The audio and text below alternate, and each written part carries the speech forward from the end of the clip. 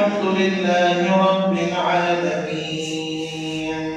الرحمن الرحيم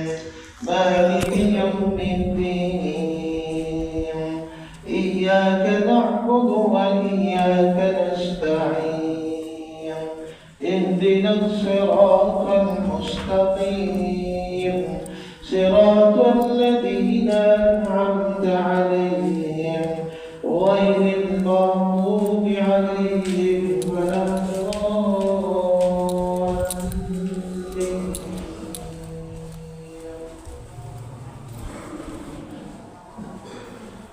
وإذ قال إبراهيم رب اجعل هذا البلد